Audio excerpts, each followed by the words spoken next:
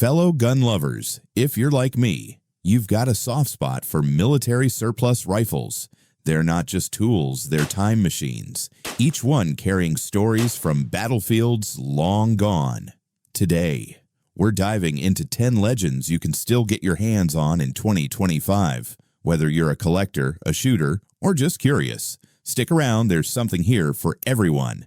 And, hey, if you enjoy this, don't forget to like and subscribe to Survival Gear Showcase for more gear talk that hits the mark.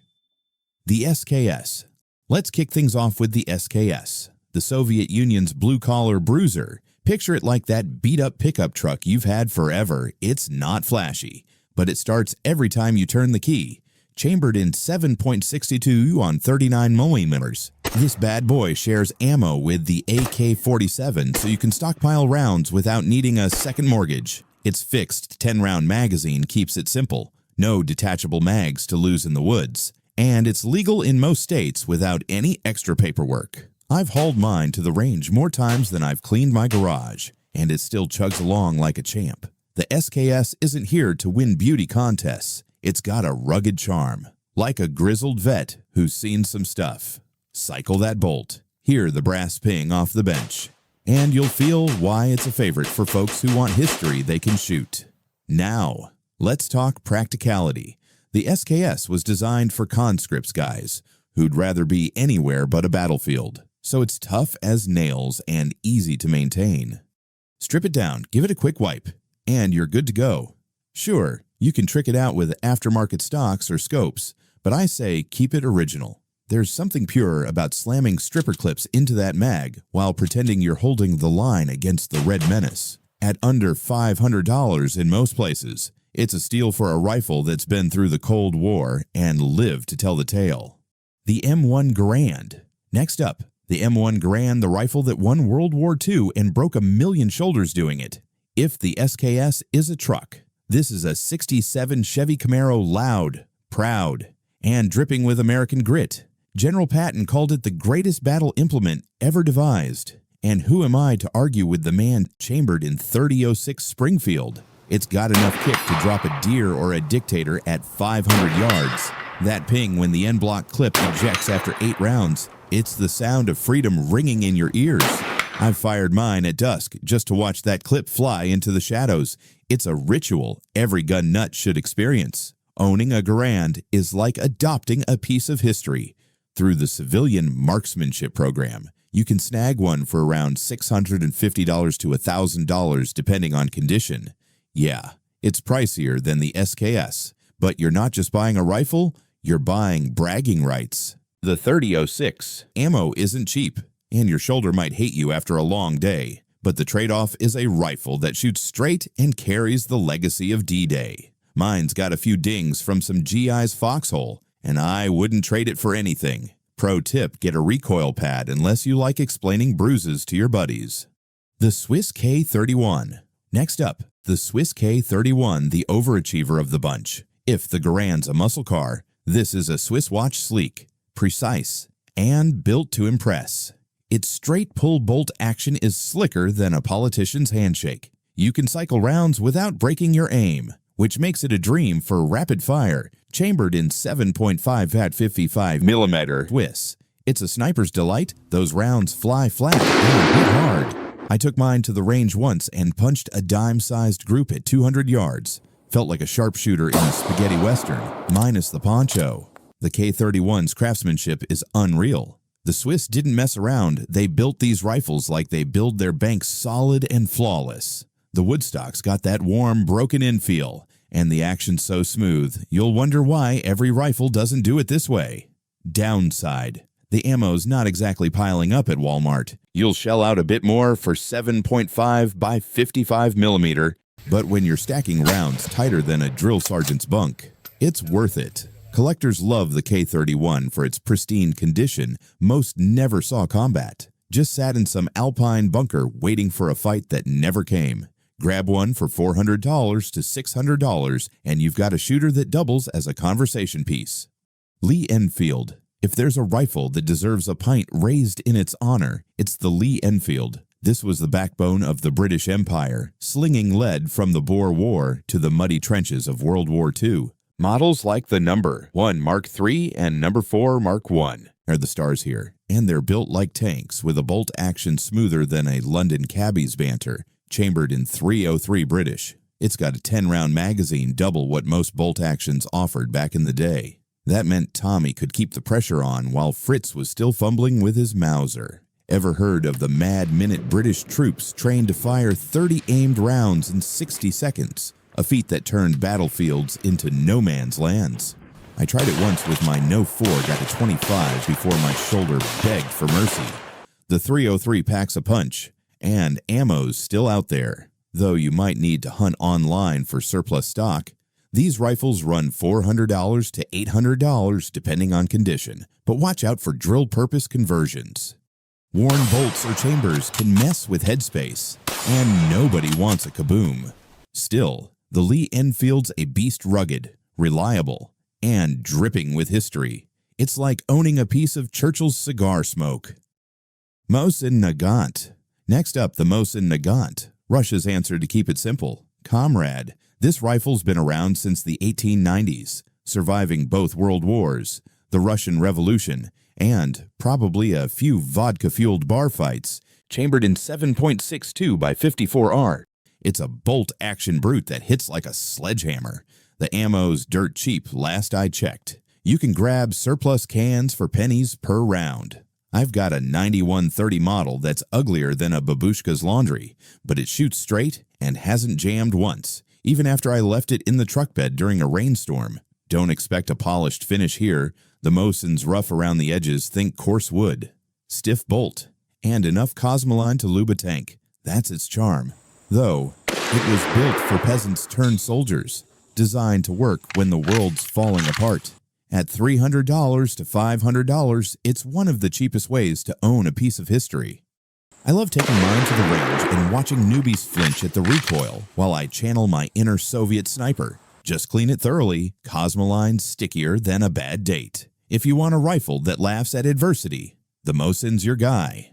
Mauser K 98K. Now we're talking royalty. The Mauser Car 98K, the gold standard of bolt-action rifles. This was Germany's go-to in World War II, and it's still a legend for its 8mm Mauser punch and pinpoint accuracy.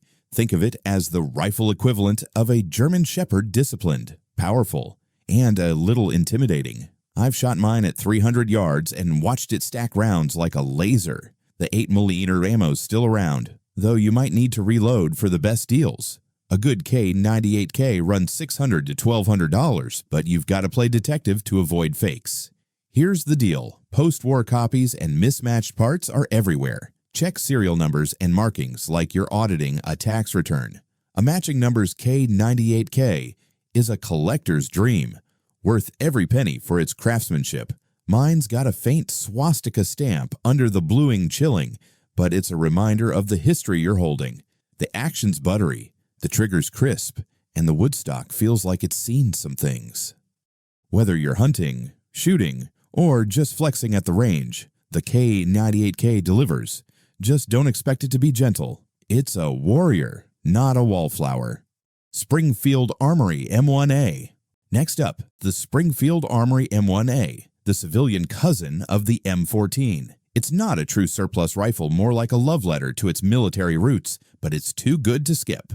Chambered in .308 Winchester, it's a semi-auto powerhouse that balances raw power with range day fun. Think of it as the Garand's younger, Jim Rat brothers, same DNA, but beefier and ready for modern challenges. I've taken mine deer hunting and walked away with a freezer full of venison.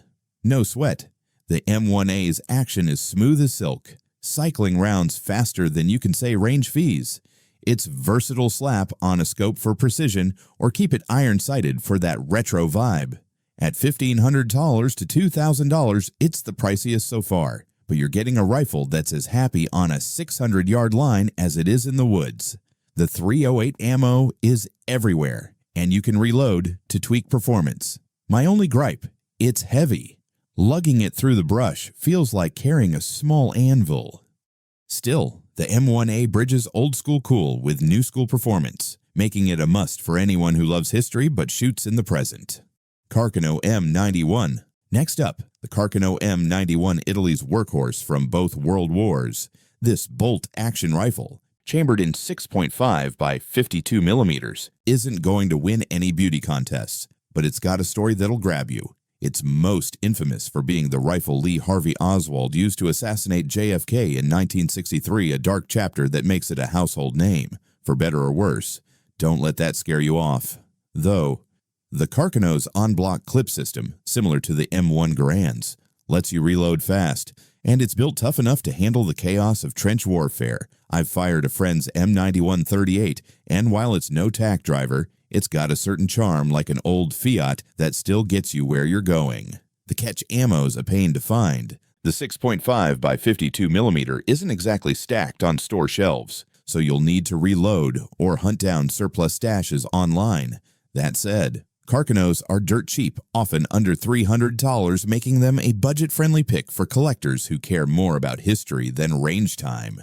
Mine's got a stock that looks like it survived a spaghetti brawl, and I love it for that. It's not about precision, it's about holding a piece of Italy's past, from Mussolini's marches to the Alps. If you're into obscure artifacts with a wild backstory, the Carono's your vibe. Turkish Mousers. Next, we've got the Turkish Mousers, specifically the Model 1938, which is like a love child of German engineering and Ottoman swagger based on the iconic Mauser design. These rifles are chambered in 7.92 by 57 millimeter, 8 millimeter Mauser, and built to last through decades of rough service. The Turkish military used them well into the 20th century, and what makes them stand out is their patchwork history. Many were cobbled together from older German parts, so you'll find rifles with Ottoman script, Ankara arsenal stamps, and dates spanning the early 1900s. It's like owning a scrapbook you can shoot. I've got a soft spot for these. My Model 1938 has a bolt that's smoother than my pickup's clutch, and it groups decently at 100 yards. The ammo's widely available, same as the K98K, so you won't break the bank feeding it. Priced at $350 to $600, they're a steal compared to pristine German Mausers. Just check for wear. Some have seen more action than a Hollywood war flick. For collectors, the unique markings are the real draw. Each rifle tells a story of Turkey's shift from empire to republic. If you want a Mauser with character and a price that leaves room for beer money, this is it. Type 99 Arasaka. Closing out the list is the Type 99 Arasaka, Japan's World War II rifle built for the brutal Pacific theater, chambered in 7.7 by 58 millimeter. This bolt-action beast was designed to shrug off jungle humidity and coral dust. It's got quirks, like anti-aircraft sights because shooting at planes with a rifle was totally a plan, and a dust cover that rattles like loose change. The chrysanthemum stamp, a mark of imperial ownership, is a collector's holy grail, but many were ground off after Japan's surrender. I handled a buddy's Type 99, and it felt like holding a samurai sword, purposeful. No nonsense. And a little heavy. The downside, ammo's rarer than a polite internet comment. You'll need to reload or scrounge for 7.7 by 58 millimeter, which makes the Type 99 more of a display piece than a range regular. Expect to pay $500 to $1,000 depending on condition and markings. Still, it's a window into Japan's wartime psyche, resilient, disciplined, and fiercely proud. If you're a history buff who loves a challenge, the Arasaka's worth the hunt.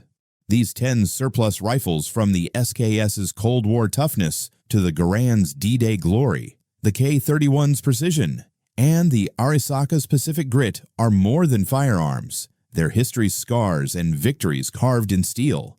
Each ding tells a story. Like my Mosen's Echoes of Stalingrad, whether you're plinking or collecting, they blend utility and legacy. SKS and Mosen are budget-friendly. Garand and Car 98K are treasures. Check headspace and markings before buying. Which one's yours? Comment below.